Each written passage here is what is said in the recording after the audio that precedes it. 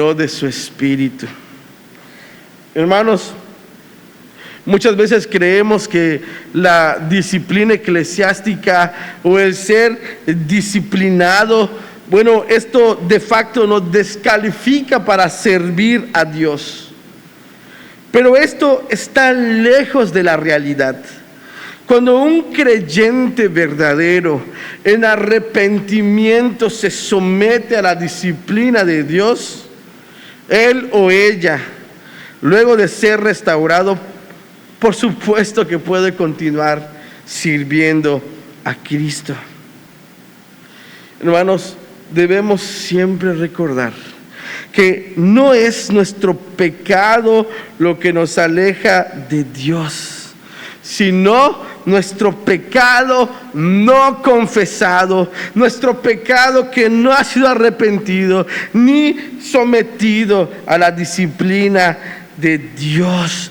Eso es lo que nos aleja de Él. Sí, el pecado es en facto algo que nos aleja, pero en Cristo Jesús tenemos la seguridad de la restauración y el perdón. Así que si tú eres un verdadero cristiano, es tu pecado no arrepentido, es tu pecado no confesado, es tu pecado que no ha sido sometido a la disciplina de Cristo, la que te está alejando de Él, porque nuestro Dios perdona y restaura a su pueblo. Y al hacerlo, Él también les provee de una nueva y mejor obediencia. Eso también es cierto en cuanto a los pecados, hermanos. Como padres, esposos, esposas, incluso como hijos, podemos sentirnos descalificados por nuestros pecados. ¿Con qué autoridad guiaré mi familia?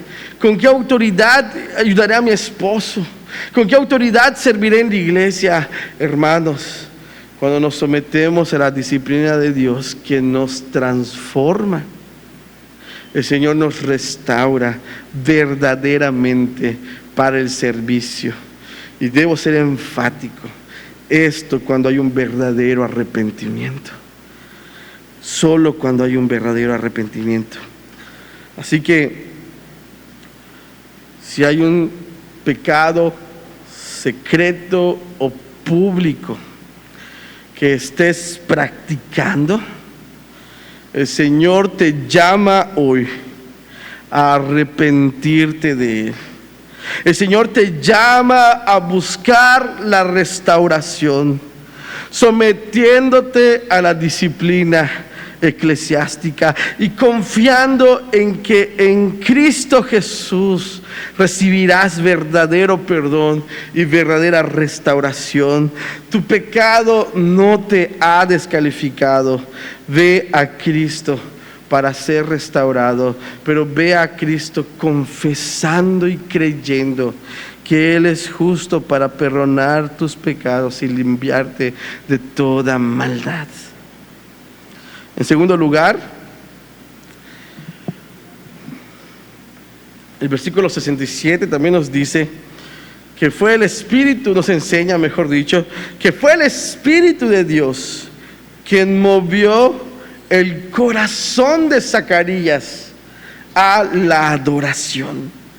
Hermanos, no sé ustedes, pero si yo hubiera estado mudo y quizá sordo por 9 meses, quizá mi primera reacción sería diferente a la de Zacarías. Quizá, no lo sé, quizá estaría súper contento y celebrando que ya puedo hablar o que ya puedo oír. O incluso como padre primerizo, y debo decir que me identifico con Zacarías, quizá estaría celebrando la llegada de mi primer bebé. Por fin llegó Eliana. 2020, adelante, no lo sé. Por fin llegó Eliana. Estaría celebrando mi primer bebé, la llegada del primer bebé. Sin embargo, mis amados hermanos, nota por favor que el Espíritu de Dios movió a Zacarías a la adoración. Como leemos en el versículo 68, Él dijo: bendito el Señor, Dios de Israel. Esto, hermanos, nos enseña algo muy profundo. Nos enseña que la adoración a Dios es en dependencia del Espíritu Santo. Mira, tú y yo, todos nosotros, necesitamos depender del Espíritu del Señor para poder adorarle. Porque Dios es Espíritu, como declara Jesús en el Evangelio de Juan, porque Dios es Espíritu. Y los que le adoran en espíritu y en verdad es necesario que le adoren. Esto, hermanos, apunta a nuestra necesidad de salvación. Esto, hermanos, apunta a la necesidad profunda del hombre por salvación. Porque a menos que el Espíritu de Cristo more en ti, no puedes adorar a Dios verdaderamente. Por esto apunta a la necesidad más grande del hombre, que necesita del Espíritu de Cristo, para que poseyendo el Espíritu de Cristo pueda adorar a Dios. Si tú no eres un verdadero cristiano, no importa cuántas veces digas que has adorado a Dios, no has adorado a Dios en absoluto. No como Jesús declara, porque Dios es Espíritu y los que adoran en espíritu y en verdad es necesario que le adoren. Esto habla de nuestra profunda necesidad de Cristo. Esto habla de nuestra profunda necesidad del Evangelio. Y el Señor nos llama hoy a todos ustedes, a todos nosotros que no somos de Él, a que vengamos a Él en arrepentimiento y fe. Hablaremos de esto más adelante. Pero también, hermanos, apunta a nuestra dependencia del Espíritu Santo para la adoración, porque, hermanos, al igual que Zacarías, tú y yo, en nuestra vida hay tantas cosas, hay tantas circunstancias que, pudieran distraernos de la adoración. Hay tantas cosas que ocupan a nuestra mente, hay tantas cosas que llegan a nuestras vidas. ¿Qué van a comer nuestros hijos? Ya llegó el recibo de la luz, si no tengo para pagar, hay que comprar útiles escolares. Se enfermó la abuela, se enfermó el abuelo, se enfermó el tío, se enfermó el perro. Hay tantas cosas que vienen a nuestra mente y preocupaciones genuinas, hermanos, preocupaciones reales, pero que al final y al cabo pudieran distraernos de nuestra adoración, al ocuparnos, al fijar nuestros ojos terrenales simplemente a esas cosas. Es por ello, mis hermanos, que necesitamos al Espíritu Santo. Es por ello que necesitamos, y de hecho dependemos del Espíritu Santo para poder adorar a Dios. Debemos reconocer que dependemos de Él, y por ello debemos pedirle constantemente que Él mueva siempre nuestros corazones a adorarle, aún en medio de las circunstancias adversas que lleguen a nuestras vidas. Sí, el dolor es real.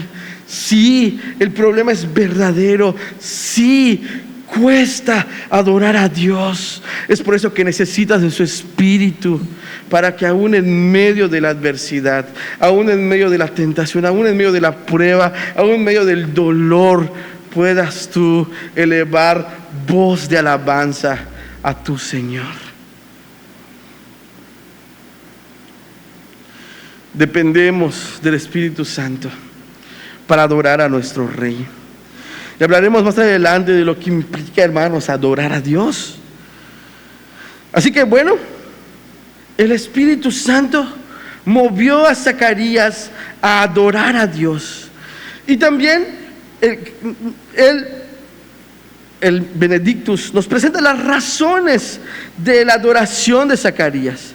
Y nos dice que las razones fueron, en primer lugar, la fidelidad de Dios a sus promesas. Sí, el corazón de Zacarías fue movido por el Espíritu Santo a adorarle, pero esa adoración estuvo basada en la fidelidad de Dios a sus promesas, hermanos, de pacto. Nota, por favor, las palabras que Zacarías usa en su cántico. Bendito, dice Zacarías, bendito el Señor Dios de Israel, que ha visitado y redimido a su pueblo y nos levantó un poderoso Salvador en la casa de David su siervo, como habló por boca de los santos profetas que fueron desde el principio, salvación de nuestros enemigos y de la mano de todos los que nos aborrecieron, para hacer misericordia con nuestros padres y acordarse de su santo pacto, del juramento que hizo a Abraham nuestro padre, que nos había de conceder. Hay, hermanos, por lo menos, en realidad hay muchos más, hay por lo menos 10 referencias directas, claras al Antiguo Testamento, y hay referencias, y estas referencias apuntan a la fidelidad de Dios a sus promesas de pacto para con su pueblo. Zacarías, hermanos, declaró que Dios, por ejemplo, al igual que cuando Israel se encontraba en la esclavitud de Egipto, al igual, de la misma manera que Él visitó a Israel cuando era esclavos en Egipto, había ahora visitado a su pueblo favorablemente para bendecirles. Esto lo podemos ver en el versículo 68, que apunta, por supuesto, al Éxodo 4:31. También Zacarías dice que Dios ha levantado un poderoso Salvador de la casa de David, tal y como Dios mismo se lo había prometido a David, como leímos hoy, y en particular en 2 de Samuel, capítulo 7, versículo 12 al 17. También Zacarías declaró que Dios estaba actuando según lo que dijo que Él haría a través de sus santos profetas. Versículo 70. Y por supuesto, el versículo 72 declara que se acordó del pacto hecho con sus siervos, como lo hizo Jehová en Levíticos 26:42. Y en especial, hermanos, Dios acordó del juramento que hizo con Abraham. Esto lo declara Zacarías en el versículo 73, así como ese juramento que le hizo a Abraham en Génesis 17:7. En pocas palabras, hermanos, en pocas palabras, una de las razones por las cuales Zacarías adoró al Señor fue porque Dios es fiel y cumple sus promesas, hermanos. Dios es fiel y cumple sus promesas de pacto. Dios no se había olvidado de sus promesas. Dios no se había olvidado de lo que le había dicho a su pueblo. Por el contrario, hermanos, el Señor estaba llevando a cabo esas promesas. Perdón. Y en especial, Él estaba llevando a cabo sus promesas al levantar de la casa de David a un Salvador poderoso. En especial al levantar de la casa de David a un Salvador poderoso, al enviar, hermanos, al Mesías que había sido tan esperado. Jesús era el Mesías que tanto habían esperado los judíos. Era el cumplimiento de las promesas de Dios, la cual, hermanos, apunta a la segunda razón de la adoración de Zacarías. Es decir,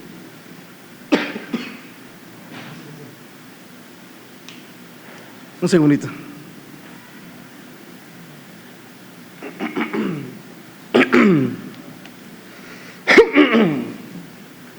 Perdónenme, hermanos. Decía que la cual apunta a la segunda razón de la adoración de Zacarías, la redención.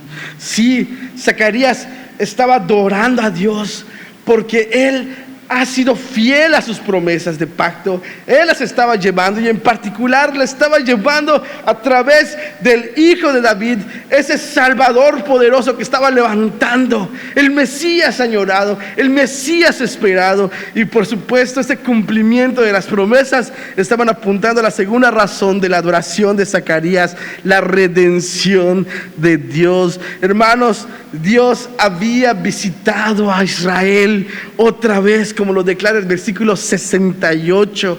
Pero escucha lo que dice Zacarías: Dios ha visitado a Israel para redimirle.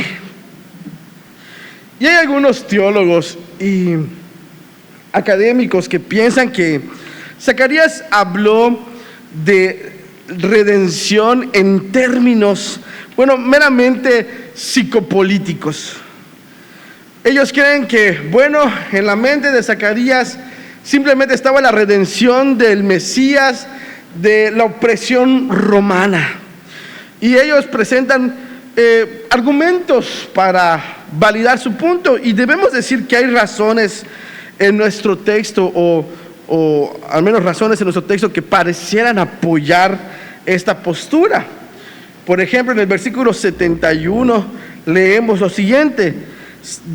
Zacarías declara: salvación de nuestros enemigos y de la mano de todos los que nos aborrecieron.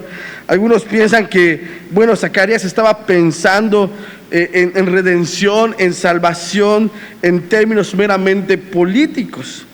Y debemos decir, hermanos, que en un sentido, Zacarías sí pensaba en términos políticos. Porque Zacarías sí estaba pensando y esperando la salvación de, el pueblo de Israel.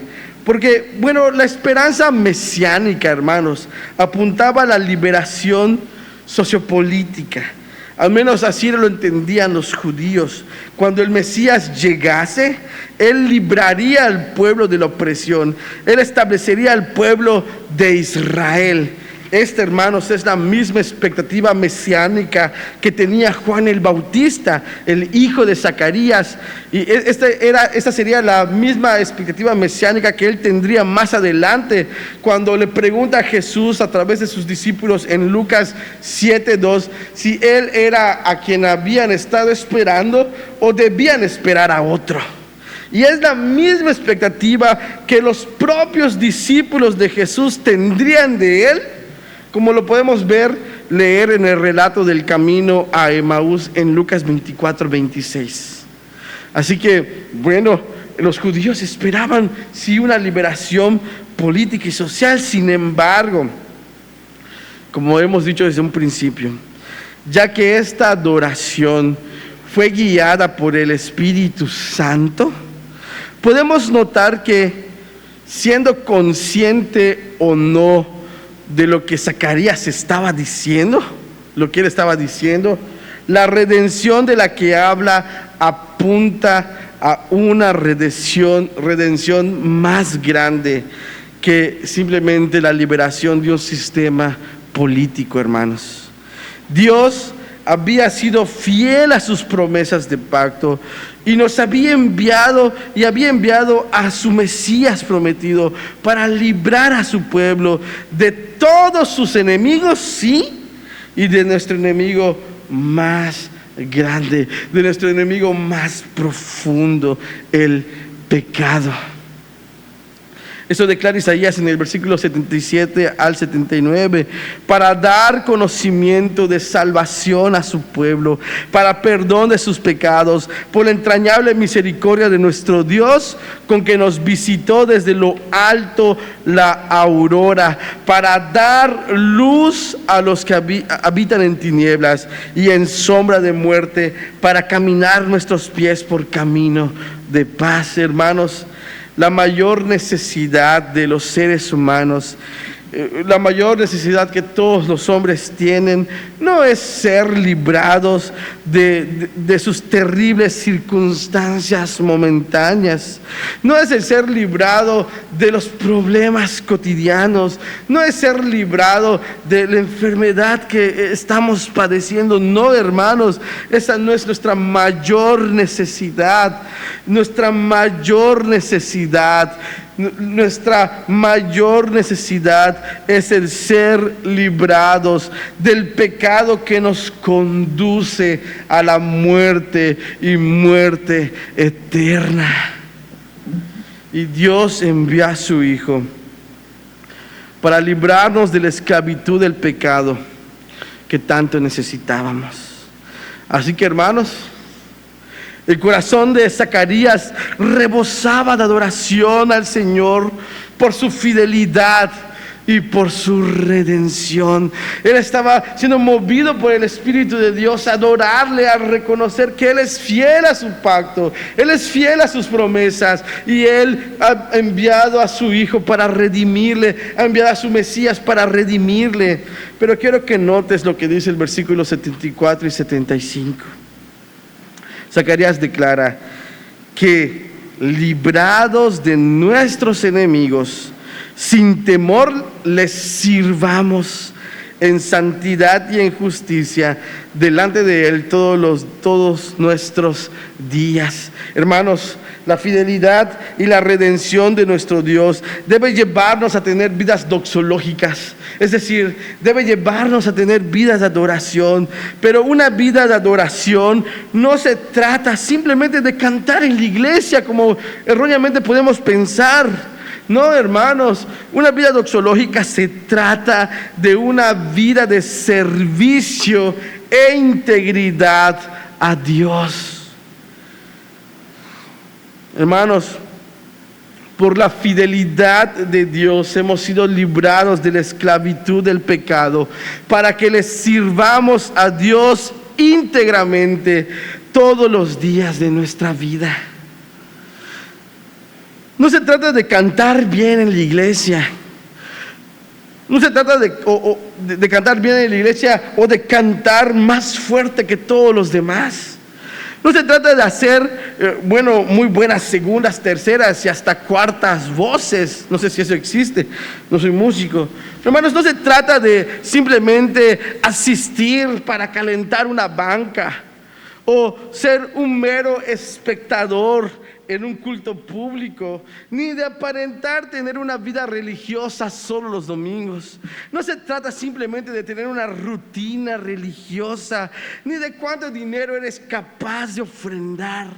No se trata de absolutamente nada de eso. Se trata, hermanos, de que toda tu vida, todos los días de tu vida, sea una vida de adoración en servicio íntegro al Señor, como respuesta a su fidelidad y redención.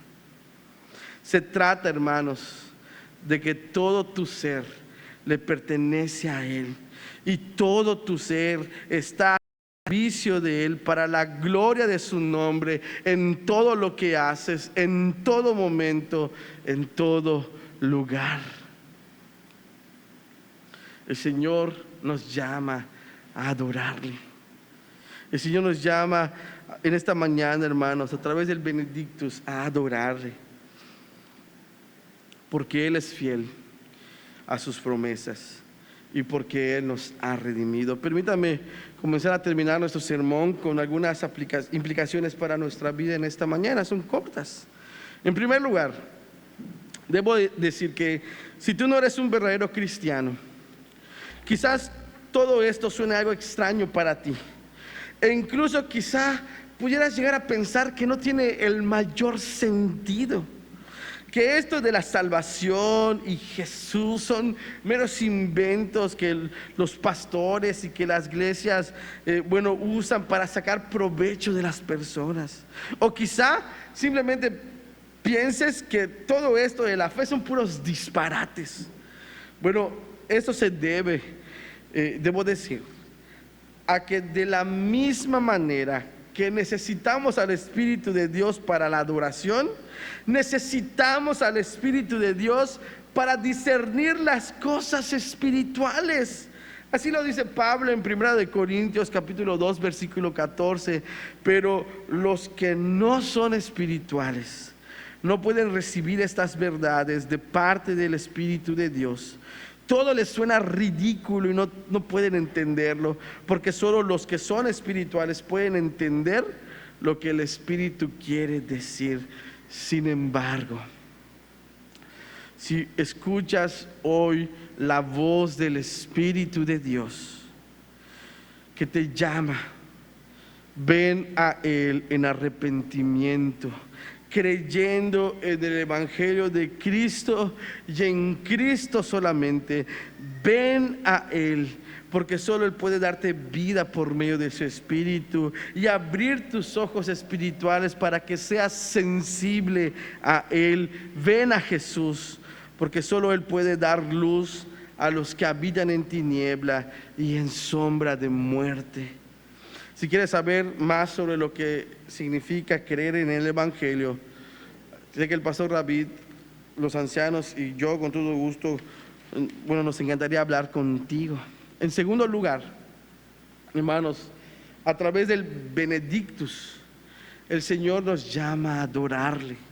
Mira, no podemos estar seguros si Zacarías entendió que el Mesías prometido que redimiría al pueblo de Dios era Dios mismo. No podemos estar seguros si él comprendió.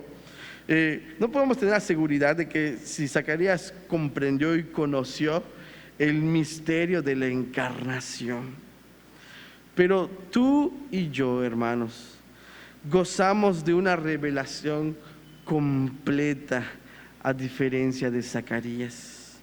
Pues como declara el escritor de Hebreos, Dios, habiendo hablado muchas veces y de muchas maneras en otro tiempo a los padres por los profetas, en estos postreros días nos ha hablado por el Hijo, a quien constituyó heredero de todo. Hermanos, ustedes y yo gozamos de una revelación plena, de una revelación completa, donde reconocemos que aquel Mesías prometido, donde reconocemos que aquel Redentor, aquel Salvador poderoso es Dios mismo hecho carne. Cuán gran bendición, hermanos, es saber que Dios se encarnó para redimir a pecadores como usted y como yo, cosa que ni los ángeles han experimentado y, como Pedro declara, anhelan mirar. Cuán bendición es saber que tu Dios vino al mundo, se encarnó para que Él fuera a la cruz en tu lugar, pagando por tus pecados. Cuánto más nuestro corazón, hermanos, debiera llenarse de asombro y de adoración al comprender lo que dice las Escrituras, que nos ha nacido hoy en la ciudad de David un Salvador, que es Cristo el Señor Dios Todopoderoso. Hermanos, necesitamos depender del Espíritu Santo y necesitamos descansar en la gracia de Cristo para poder tener vidas doxológicas, para poder tener vidas de adoración, porque todos nosotros debemos reconocer que en mayor o menor medida, con prontitud, en medio de tantas cosas que llegan a nuestras vidas, nos distraemos de la adoración. Sin embargo, pidamos al Señor que nunca perdamos el asombro de esta gran realidad, que Dios se hizo carne para redimir a pecadores como tú y como yo. Necesitamos del Espíritu Santo y de la gracia de nuestro Señor, que nos sustente y fortalece para vivir vidas de adoración y de servicio íntegro a nuestro Dios. No podemos, hermanos, por nosotros mismos.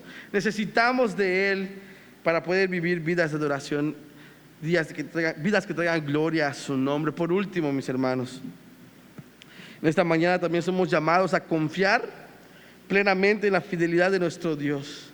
Sin importar las circunstancias que enfrentemos, sin importar las dudas o temores que puedan surgir, el Señor ha demostrado a lo largo de la historia de la redención que Él es fiel a sus promesas. Mis amados hermanos, nuestra redención garantiza que en Cristo Jesús todas las promesas de Dios son sí y amén.